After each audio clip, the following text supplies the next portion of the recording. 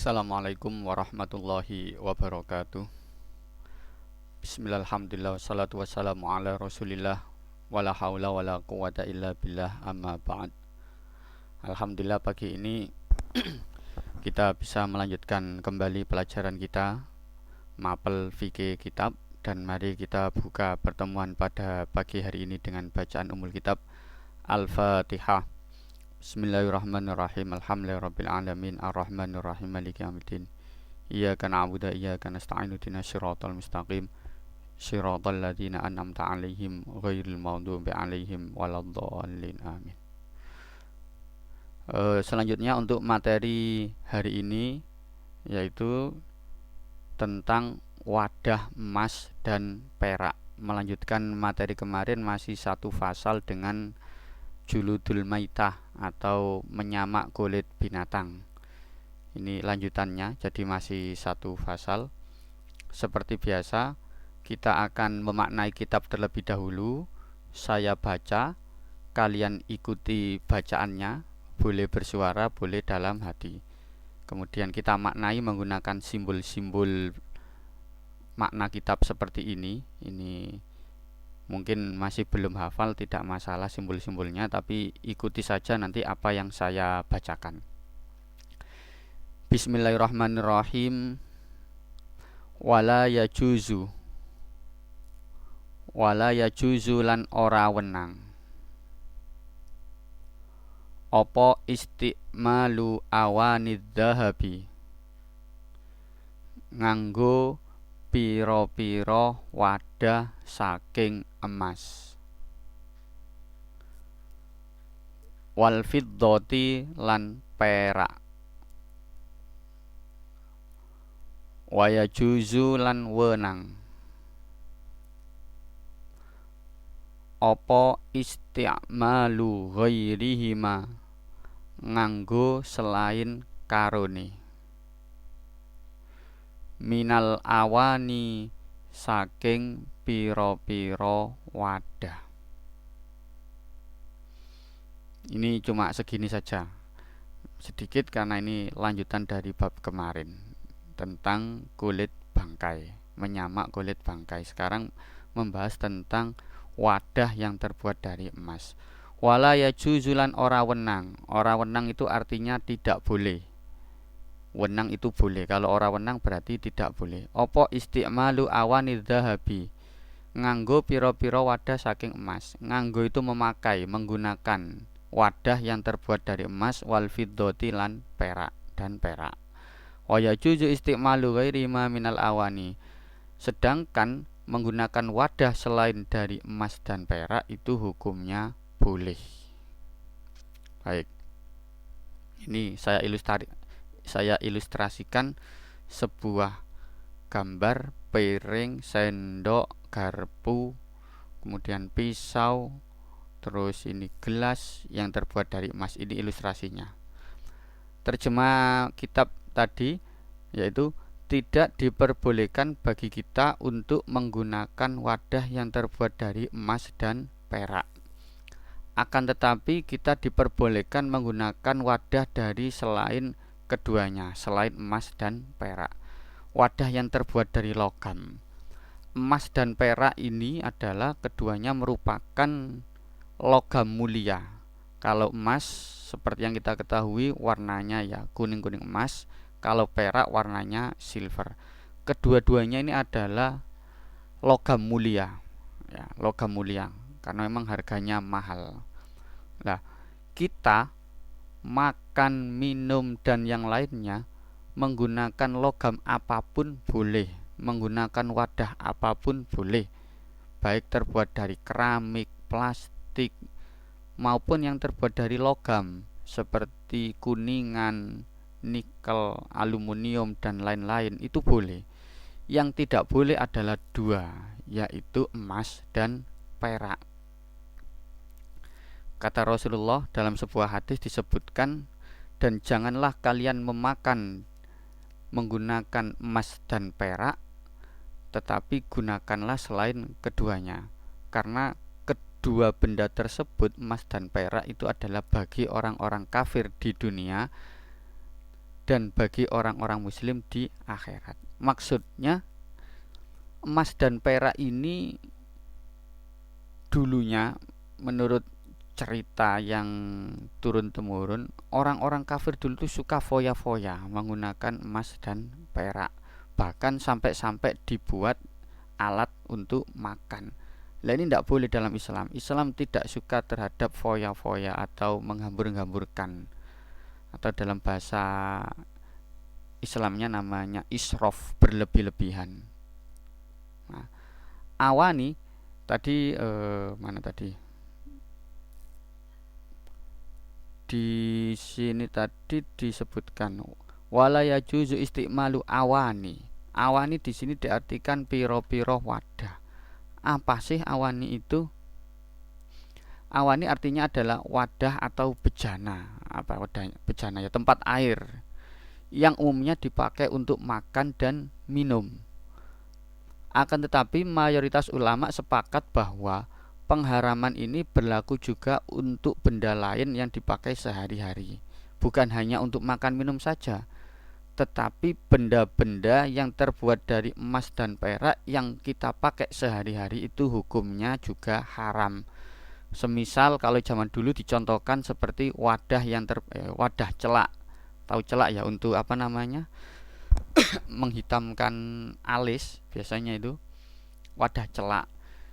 Itu kalau terbuat dari emas itu juga sama hukumnya haram. Apakah ada lagi menggunakan barang-barang lain untuk keperluan sehari-hari selain makan, minum maupun wadah celak? Banyak kalau zaman sekarang. Kalau zaman dulu memang hanya ada itu saja, untuk makan, minum sama wadah celak. Kalau sekarang banyak. Misalkan sepeda misalkan. Kalian punya sepeda. Sepeda ini murni terbuat dari emas dan itu kalian gunakan untuk keseharian, dipakai sehari-hari. Itu hukumnya sama, haram ya, karena dipakai untuk sehari-hari. Cuma zaman dulu memang belum ada sepeda, makanya tidak dicontohkan. Dicontohkannya untuk wadah celak karena memang yang dipakai sehari-hari. Atau kalian punya pulpen. Punya pulpen yang terbuat dari emas murni, dipakai sehari-hari untuk nulis. Itu sama, nggak boleh ya, karena digunakan untuk sehari-hari. Nah, haramnya ini adalah jika digunakan untuk beraktivitas, akan tetapi jika untuk hiasan rumah atau investasi maka boleh. Kalian punya pulpen terbuat dari emas tetapi tidak digunakan untuk menulis, hanya digunakan untuk investasi. Investasi itu bahasanya tabungan. Kalian beli beli pulpen terbuat dari emas misalkan harga 5 juta. Terus disimpan, tidak digunakan. Dipakai untuk investasi, disimpan 10 tahun kemudian dijual, harganya akan berlipat-lipat. Bisa di atas 20 juta. Itu boleh. Sama-sama pulpennya, sama-sama terbuat dari emasnya. Kalau digunakan untuk investasi itu boleh. Yang dilarang adalah kalau dipakai untuk keseharian, untuk nulis. Begitupun juga piring, garpu, sendok, gelas, teko dan lain-lain yang terbuat dari emas. Kalau digunakan untuk aktivitas sehari-hari, makan, minum dan lain-lain itu haram. Tapi kalau untuk investasi, disimpan, dibuat tabungan jangka panjang, berapa puluh tahun lagi dijual, harganya akan berlipat-lipat, itu boleh. Atau hiasan rumah. Rumah kalian dihias menggunakan perhiasan yang terbuat dari emas, boleh ya. Jadi haramnya itu jika digunakan untuk kegiatan sehari-hari, baik untuk laki-laki maupun perempuan, sama-sama haram kalau digunakan untuk sehari-hari. Kalian misalkan orang terlanjur kaya, beli mobil yang apa namanya bodinya itu full emas murni, itu tidak boleh kalau dipakai untuk sehari-hari. Tapi kalau kalian beli mobil yang terbuat dari emas, beli HP terbuat dari emas, hanya untuk investasi, disimpan, dibuat tabungan, itu boleh ya. Yang tidak boleh adalah digunakan untuk sehari-hari. Bukan hanya bukan hanya yang diharamkan, bukan hanya untuk makan minum, tapi untuk aktivitas keseharian. Cuma karena zaman dulu memang belum ada HP ya, tidak dicontohkan HP ya. Andaikan zaman dulu sudah ada HP ya, tentunya bisa saja dicontohkan bahwa menggunakan HP terbuat dari emas itu juga haram karena untuk kegiatan sehari-hari. Kemudian penggunaan emas dan perak ini ada 3 keadaan atau 3 kondisi. Yang pertama, digunakan untuk bencana dan sejenisnya. Maksudnya sejenisnya ini untuk aktivitas sehari-hari yang saya sebutkan tadi, maka ini diharamkan baik untuk laki-laki maupun untuk wanita, untuk perempuan haram. Perempuan makan menggunakan piring terbuat dari emas haram. Menggunakan pisau terbuat dari emas haram. Sekali lagi itu kalau digunakan untuk sehari-hari, tapi kalau untuk investasi atau hiasan boleh. Yang kedua, digunakan untuk dipakai perhiasan. Digunakan untuk dipakai perhiasan, maka ini boleh khusus hanya perempuan, tapi haram bagi laki-laki. Misalkan perempuan menggunakan cincin yang terbuat dari emas murni, itu boleh. Kalau laki-laki menggunakan akik yang terbuat dari emas murni, tidak boleh, haram. Loh, kok bisa dibedakan? Kenapa? Ya kita tentunya tidak tahu kenapa kok dibedakan laki-laki dan perempuan. Akan tetapi memang akhir-akhir ini ada penelitian memang, meskipun ini tidak ada kaitannya dengan Islam ya, bahwa menurut penelitian ini ditemukan bahwa kandungan dari emas itu bisa mengandung zat-zat yang menyebabkan kanker tubuh. Jadi sangat berbahaya zat emas ini. Emas ini kalau melekat ke dalam kulit kita, menurut penelitian tadi katanya bisa menyebabkan kanker dari zat yang dihasilkan oleh emas tadi.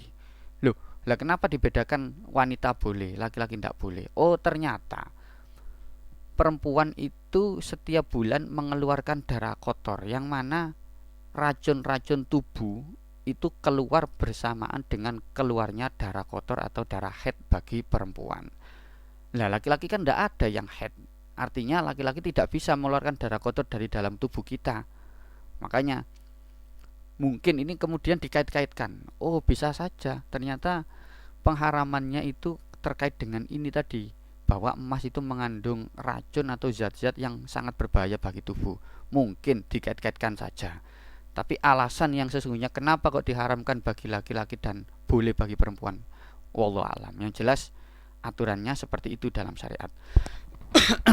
Kemudian yang ketiga, penggunaan pada pakaian perang dan alat senjatanya, misalkan pedang. Maka ini diperbolehkan bagi laki-laki maupun perempuan untuk alat perang atau baju dhira. Zaman dahulu ada istilah baju dhira. Loh, kenapa kok boleh, Mas? Misalkan yang tentunya sangat mahal sekali ya. Yang jelas kekuatan besi biasa dengan kekuatan emas dan perak jauh lebih kuat emas dan perak. Lah, andaikan ini ada baju dhira yang dilapisi emas agar lebih kuat untuk dipakai berperang, boleh ya, boleh baik laki-laki maupun perempuan. Atau pedang, pedangnya agar lebih tajam terbuat dari emas dan perak, ini juga boleh jika digunakan untuk perang, bukan untuk kegiatan atau keperluan sehari-hari. Jadi itu ya, ini memang singkat sekali pembahasannya karena ini melanjutkan dari bab kemarin tentang menyamak kulit binatang. Intinya bahwa kita diperbolehkan menggunakan benda apapun, logam apapun untuk keperluan sehari-hari, tetapi tidak boleh menggunakan emas dan perak. Itu saja dari saya, mudah-mudahan bermanfaat. Wallahu a'lam bishawab.